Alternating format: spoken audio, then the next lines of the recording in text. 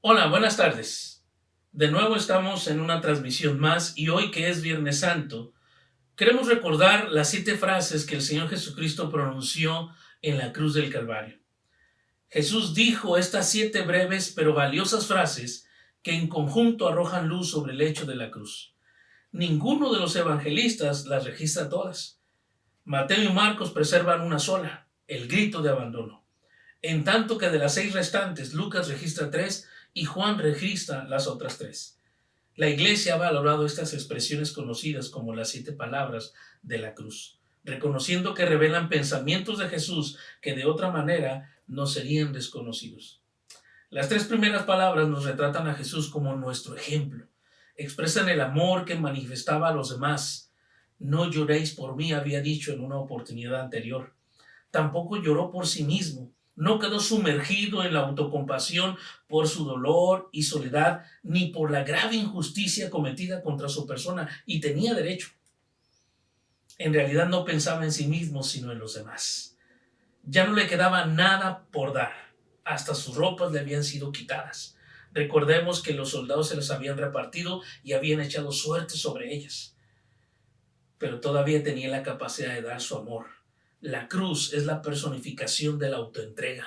Ahí mostró su preocupación hacia los demás, hacia los hombres que lo estaban crucificando, hacia la madre que lo había dado a luz, hacia el ladrón arrepentido que estaba muriendo a su lado. La primera palabra es la oración a favor de sus verdugos. Lucas 23:34 nos dice: Padre, perdónalos porque no saben lo que hacen.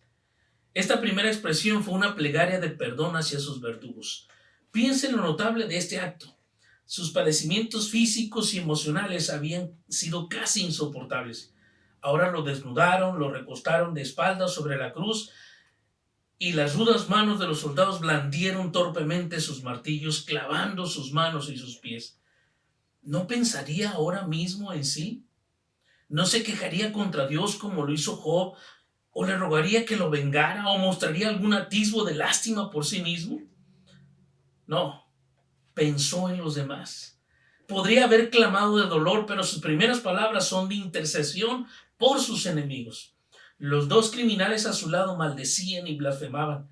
Jesús no lo hizo. Puso en práctica lo que había predicado en el Sermón del Monte. Él había dicho: amad a vuestros enemigos, haced bien a los que os aborrecen, bendecid a los que os maldicen y orad por los que os calumnian. No, él no estaba pensando en sí mismo, estaba pensando en los demás. ¿Por quiénes estaba intercediendo? Sin duda, especialmente por los líderes judíos que habían rechazado a su Mesías, por todo el pueblo. Increíblemente, déjeme decirle que estaba intercediendo por usted y por mí. En respuesta a la oración de Jesús se les concedieron 40 años de tregua al pueblo judío, durante los cuales cientos de ellos se arrepintieron y creyeron en Jesús. Finalmente, en el año 70, cayó el juicio de Dios sobre la nación. Jerusalén fue conquistada y su templo fue destruido. Jesús eleva una oración a favor de sus verdugos y hay misericordia. ¿Crees que no la tendrá por ti? La segunda palabra es la redención de un criminal. En Lucas 23:43, la palabra de Dios nos dice que entonces Jesús le dijo a ese ladrón arrepentido: de cierto te digo que hoy estarás conmigo en el paraíso. En un primer momento, los 2 malvivientes se sumaron al coro de odio al que ahora se había sometido a Jesús. Pero solo uno de ellos continuó lanzándole insultos y desafiándolo a salvarse a sí mismo y a ellos también. El otro ladrón, en cambio, reprochó a su compañero y le dice: ¿ni aún temes tú a Dios estando en la misma condenación? Nosotros a la verdad justamente padecemos, mas este ningún mal hizo. Entonces, volviéndose hacia Jesús, el ladrón arrepentido le dice: Jesús, acuérdate de mí cuando vengas en tu reino. Resulta notable este reconocimiento del reinado de Jesús. Sin duda, el ladrón arrepentido había oído a los sacerdotes burlándose de Jesús, que declaraba ser el rey de Israel. y probablemente había leído la inscripción colocada sobre su cabeza: Jesús Nazareno, Rey de los judíos. También había observado su dignidad serena, propia de un rey. De alguna manera había llegado a la convicción de que en efecto Jesús era un rey. Había escuchado su intercesión a favor de sus verdugos y sabía cuánto necesitaba él mismo ser perdonado, ya que confesó que estaba siendo castigado con justicia. A su clamor Jesús le responde: de cierto te digo que hoy estarás conmigo en el paraíso. No hubo recriminaciones, no le reprochó haberse arrepentido en la hora final. Así que cómodo, ahorita sí te arrepientes. No hubo nada de eso. No hubo expresión de dudas sobre la sinceridad de su arrepentimiento. Él simplemente le dio al ladrón arrepentido la seguridad que anhelaba. Le prometió no solo la entrada al paraíso, sino además la alegría de su presencia. Un ingreso inmediato en ese mismo día. Hoy estarás conmigo en el paraíso. No mañana, no cuando venga, no, hoy, en ese instante. Y le confirmó esa certeza con su conocida expresión: de cierto te digo. ¡Wow! ¡Qué maravilloso! ¿No cree que usted y yo recibiremos perdón si nos arrepentimos? Imagínese, durante las largas horas de sufrimiento que siguieron, el ladrón perdonado pudo mantener su corazón y su mente apegados a la segura y redentora promesa de Jesús. El Señor le había perdonado y él estaba tranquilo. Esa tranquilidad es la que nos da el perdón de Dios cuando le recibimos, cuando le confesamos nuestro pecado. La tercera palabra es la provisión para su madre. En Juan 19, 26 al 27, Jesús dice a su madre: mujer, he ahí tu hijo. Después dijo al discípulo: he ahí tu madre. Quizás Jesús cerró los ojos al recibir lo más violento de la embestida de dolor mientras estaba sufriendo. Quizás a medida que el padecimiento fue aliviándose, los volvió a abrir. Como quiera que haya sido, al mirar desde la cruz, vio a un pequeño grupo de mujeres fieles y al apóstol Juan, el discípulo a quien él amaba. Y entonces vio a su madre. Y desde el punto de vista humano, sin duda, ella era una persona muy querida para él. Es verdad que no siempre lo había entendido, y una o dos veces tuvo que hablarle con firmeza cuando ella se interpuso en la manera en que él llevaba a cabo la voluntad de su padre. A pesar de eso, era su madre. Él había sido concebido en su vientre por la acción sobrenatural del Espíritu Santo. Ella lo había dado a luz, lo había colocado en el pesebre, lo había cuidado durante su niñez.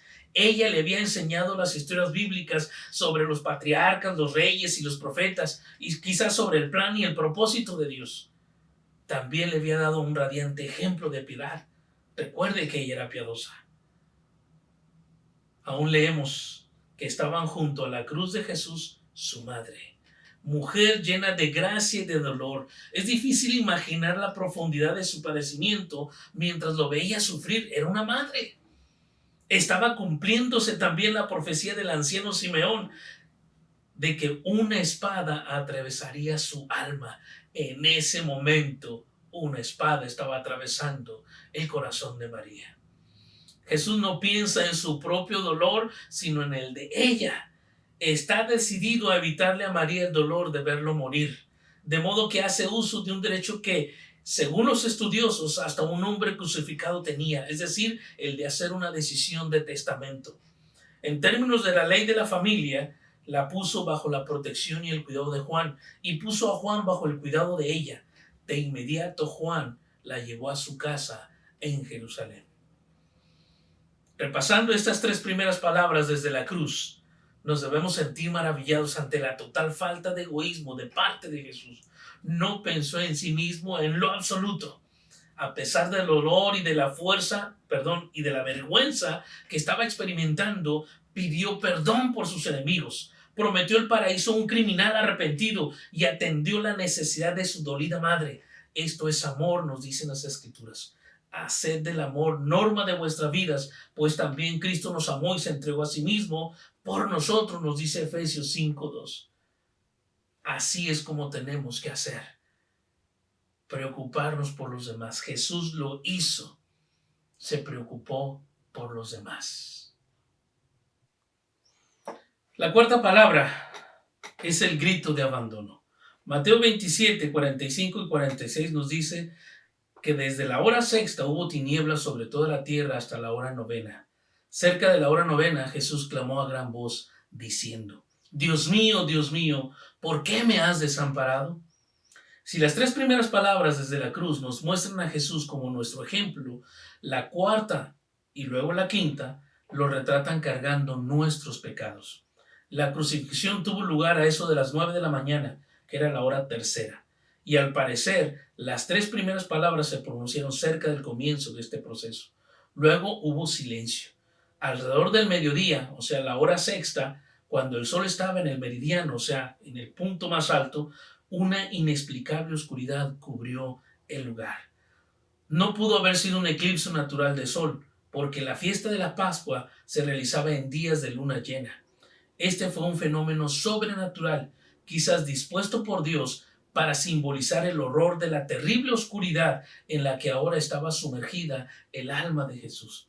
Estas tinieblas se prolongaron durante 3 horas, durante las cuales el Salvador sufriente no dejó escapar de sus labios ni una sola palabra. Cargó nuestros pecados en absoluto silencio. Y esto me recuerda cómo dice la Escritura que Él fue llevado al matadero como oveja, que enmudeció y que no abrió su boca. ¡Qué increíble! Eso fue lo que ocurrió. Entonces, repentinamente, como a eso de las 3 de la tarde, la hora novena, Jesús rompió el silencio y dijo en rápida sucesión las 4 palabras restantes desde la cruz, comenzando con el clamor: Dios mío, ¿por qué me has desamparado? Solo Mateo y Marcos registran este terrible grito en la expresión aramea original, Elí, Elí, lama sabactani. Los observadores circunstanciales que dijeron: a Elías llama a este, seguramente estaban burlándose. Ningún judío hubiera sido tan ignorante del arameo como para hacer una equivocación tan absurda. Hay plena coincidencia de que Jesús estaba citando el Salmo 22, versículo 1.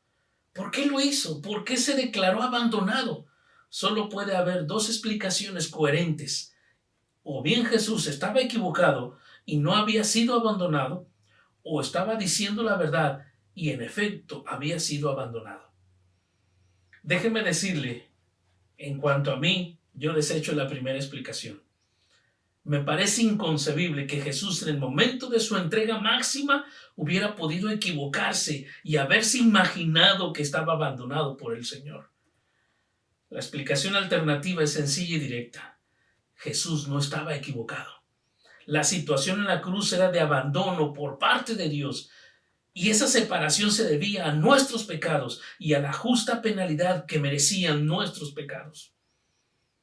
Dios abandona a su Hijo por nuestra causa. Jesús expresó esta terrible experiencia de abandono de parte de Dios citando las únicas palabras de las Escrituras que habían predicho esa circunstancia y que Él estaba cumpliendo plenamente. Dios mío, ¿por qué me has desamparado? Dios abandona a su Hijo. Lo increíble estaba ocurriendo. Y siempre he dicho esta frase: Dios abandonó a su Hijo para nunca abandonarnos a nosotros, para nunca abandonarlo a usted. Solo piénselo. Qué maravilloso, qué increíble que el Señor Jesucristo, estando en la cruz, pensó en usted y en mí. Y sufrió lo indecible, el abandono de Dios, para que nunca nosotros pudiéramos sufrir eso. ¿Qué necesitamos hacer? Sino simplemente llegar ante Él y reconocer esta obra maravillosa en la cruz del Calvario. La quinta palabra es la agonía de la sed. Juan 19:28 nos dice que Jesús dijo para que se cumpliese la escritura: tengo sed. En el momento de ser crucificado, le habían ofrecido a Jesús vinagre mezclado con miel, pero después de probarlo se negó a beberlo. Quizás porque estaba decidido a mantenerse alerta mientras sufría por nosotros en la cruz. Sin embargo, horas más tarde, cuando emergía de las tinieblas del abandono de Dios, sabiendo que el fin estaba cerca, Jesús dijo: tengo sed. En respuesta, los que estaban cerca empaparon una esponja de vinagre en vino, la bebida corriente de los soldados romanos, y la elevaron con un hisopo hasta los labios de Jesús. Esta es la única palabra de la cruz que expresa el sufrimiento físico de Jesús. Como añade el evangelista, la dijo para que se cumpliera la escritura. De hecho, esto había sido profetizado 2 veces en los Salmos. En el Salmo 22:15 está escrito: como un tiesto se secó mi vigor y mi lengua se pegó a mi paladar. Y en el Salmo 69:21 leemos: me pusieron además hiel por comida y en mi sed me dieron a beber vinagre. Sin embargo, sería un error suponer que el significado de este quinto clamor de Jesús desde la cruz se agota en el sentido literal de una sed física. Su sed, como la oscuridad, también tenía un sentido figurado. Si la oscuridad del cielo simbolizaba la oscuridad con que nuestros pecados habían envuelto a Jesús, y si la muerte de su cuerpo iba a simbolizar nuestra muerte espiritual, entonces su sed simbolizaba el tormento de la separación de Dios. Tinieblas, muerte, sed. ¿Qué otra cosa son estas sino lo que la Biblia llama infierno? Todo el horror de la separación de Dios está aquí. Esto es lo que nuestro Salvador sufrió por nosotros en la cruz del Calvario, por ti en la cruz. La separación de Dios. Tenía sed. La sed es un símbolo especial conmovedor, porque Jesús había dicho antes: si alguno tiene sed, venga a mí y beba. Pero en la cruz, aquel que sacia nuestra sed sufre una terrible sed. Anhela, como el hombre rico en la parábola, que Lázaro moje la punta de sus dedos y calme con agua la sed que siente. Jesús padeció la sed en la cruz para que nunca más sintamos esa sed. De la misma manera como fue abandonado por el Padre para nunca nosotros ser abandonados por el Padre, así Jesús padece sed para que usted y yo nunca padezcamos sed. La sexta palabra es su grito de triunfo. En Juan 19:30 se nos dice: cuando Jesús hubo tomado el vinagre, dijo: consumado es. En las 3 primeras palabras desde la cruz vimos a Jesús como nuestro ejemplo, y en la cuarta y en la quinta lo vimos cargando nuestros pecados. En las 2 últimas exclamaciones lo vemos como el vencedor, porque en ellas se expresa la victoria que ha obtenido por nosotros. Quizás podríamos sostener que las palabras del tercer grito, consumado es, son las más trascendentales que jamás se hayan pronunciado. Jesús ya había afirmado que había completado la obra por la que había venido al mundo. Consumado es. Ahora hace una declaración pública de ello. Su grito no es el quejido desesperado de alguien que muere resignado y derrotado. Es un grito, según Mateo y Marcos, exclamando a gran voz, una resonante proclamación de victoria. La palabra que se usa en el original quiere decir que el resultado es permanente y duradero. Consumado es. Ya no más se requiere nada para la salvación del hombre. Todo está hecho. Y para demostrar la naturaleza satisfactoria de lo que Cristo hizo, el velo del templo se rasgó de arriba a abajo, a fin de demostrar que la mano de Dios lo había hecho. La cortina había colgado ahí durante siglos, separando el santuario exterior del interior, como emblema de que el Señor era inaccesible a los pecadores, ya que a nadie le estaba permitido pasar al interior del velo hacia la presencia de Dios, con excepción del sumo sacerdote, y solamente una vez al año, el día del perdón, el día de la expiación. Pero ahora el velo estaba rasgado por el medio y desechado, porque había dejado de ser necesario. Los que adoraban en los atrios del templo, reunidos aquella tarde para el sacrificio vespertino, fueron dramáticamente informados de un nuevo y mejor sacrificio por el que podían acercarse a Dios. Había libertad de acercarse. Finalmente tenemos la séptima palabra, su entrega final. Lucas 23:46 nos dice: entonces Jesús, clamando a gran voz, dijo: Padre, en tus manos encomiendo mi espíritu. Y habiendo dicho esto, expiró. Ninguno de los evangelistas dice que Jesús murió. Es como si evitaran intencionalmente esa palabra. No quieren dar la impresión de que finalmente la muerte lo reclamó y él se sometió a su autoridad. La muerte no lo recibió como su víctima. Él la tomó como su conquistador. En conjunto, los evangelistas usan 4 expresiones distintas y todas ellas colocan la iniciativa del proceso de morir en manos de Jesús. Marcos dice que expiró, Mateo que entregó el Espíritu, en tanto que Lucas registra las palabras de Jesús: Padre, en tus manos encomiendo mi espíritu. Pero la expresión de Juan es la más impresionante, es decir, que habiendo inclinado la cabeza, entregó el Espíritu. Jesús, quien entregó su espíritu al Padre y su cuerpo a la muerte, con esto observamos que antes de hacerlo, inclinó su cabeza, es decir, no murió primero y luego dejó caer la cabeza hacia el pecho. Fue al revés. La inclinación de la cabeza fue su final acto de sumisión a la voluntad de su Padre, de modo que por palabra y por acto, inclinando la cabeza y declarando que entregaba su espíritu, Jesús puso en evidencia que su muerte era un acto voluntario de su parte. Él entregó su vida y la entregó por nosotros. Jesús pudo haber escapado de la muerte a último momento. Como dijo en el huerto, podría haber convocado a más de 12 legiones de ángeles para que lo rescataran. Pudo haber bajado de la cruz como sus burladores lo desafiaban a hacer, pero no lo hizo. Por su decisión libre y voluntaria se entregó a la muerte. Fue él mismo quien definió el momento, el lugar y la manera de su partida. Ante todo esto, debemos presentarnos humildemente ante la cruz e implorar misericordia. Ya no merecemos otra cosa más que juicio. De hecho, es que no merecemos otra cosa más que juicio. Y Cristo nos rescatará tanto de la culpa del pecado como del temor de la muerte.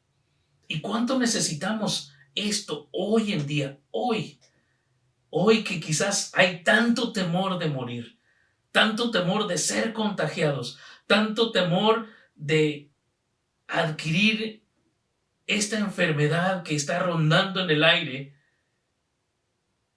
y hay tanto miedo. Podemos acercarnos humildemente ante la cruz e implorar misericordia. Y créame, el Señor nos puede entregar eso. Cristo nos da misericordia. Las 2 últimas palabras desde la cruz, consumado es, y encomiendo mi espíritu, proclaman a Jesús como el vencedor de la muerte y del pecado. Eso debe darnos esperanza. Ninguna de estas palabras se pronunció con amargura o con queja. Cada una de ellas es una manifestación de su grande amor por nosotros, de la terrible carga del pecado y de su triunfo y victoria definitiva. Cristo venció no solo el pecado, sino la muerte en la cruz y nos trae esperanza. ¿No sería importante prestar atención, escuchar estas palabras de Cristo? ¿Cuán importantes son estas en este momento de nuestra historia? Yo espero que las escuches. Yo espero que prestes atención. Por favor, escucha. Cristo está hablando. Vamos a terminar con una oración. Padre Santo y bueno, gracias. Gracias, no solo por las palabras que nuestro Señor pronunció en la cruz, sino por todo lo que Él hizo ahí. Compró nuestra salvación. Y a través de eso podemos recibir perdón de nuestros pecados, vida eterna. A través de ello podemos recibir la reconciliación contigo, Padre. Podemos tener esperanza. Señor Santo, bendice a cada uno y que cada uno prestemos atención a estas palabras que Cristo ha pronunciado, que resuenen en nuestros oídos y en nuestros corazones. que nosotros prestemos atención, que escuchemos y que recibamos la bendición que están en ellas, que recibamos a Cristo en nuestro corazón. Bendice, Señor, a cada uno, bendice a tu pueblo, que no nos cansemos de seguir anunciando tu palabra, tus palabras al mundo entero. Bendice al mundo. Te lo ruego en el nombre precioso de Cristo Jesús. Amén. Que Dios les bendiga.